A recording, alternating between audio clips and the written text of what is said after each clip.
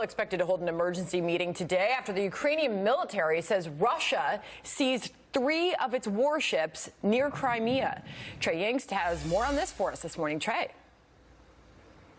Sandra, the UN Security Council will hold that emergency meeting in just under 2 hours to discuss the latest escalation near the Sea of Azov that did leave 3 Ukrainian vessels captured by Russian forces. The exchange of fire began after a Russian ship rammed a Ukrainian tugboat near the Kerch Strait yesterday.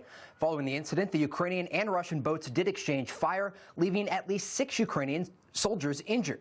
Additionally, fighter jets and attack helicopters were used by the Russian forces to disable the Ukrainian ships and ultimately capture 23 sailors. Now, those sailors are still in Russian custody, leaving Ukrainian President Petro Poroshenko demanding from Russian leadership their release immediately to try to de-escalate some of the tension that has erupted in the region. Sandra? And Trey, how are the Ukrainian and Russian governments responding today to that military clash from yesterday?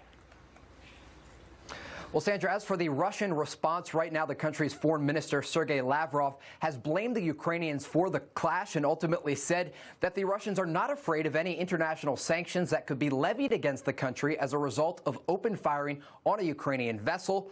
This as the Ukrainian President Petro Poroshenko is calling for the introduction of martial law in Ukraine that would increase the country's defense capabilities and allow for postponed elections. The Ukrainian parliament is set to vote on that proposal later today.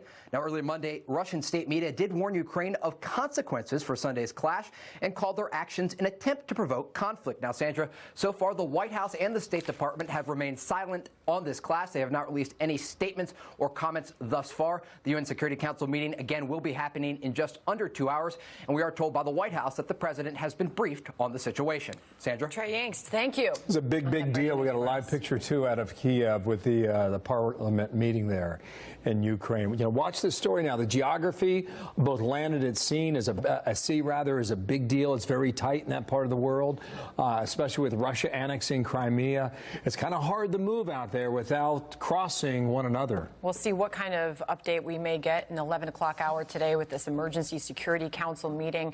Anything that Nikki Haley comes out and says there, obviously we will take that for you. And there is a consideration on behalf of the Ukrainian government to impose martial law. We don't know if that's going to happen, but it's been talked about. So this is a very serious matter that broke on Sunday afternoon. We're going to watch it here today throughout the day. In the meantime, Britain's parliament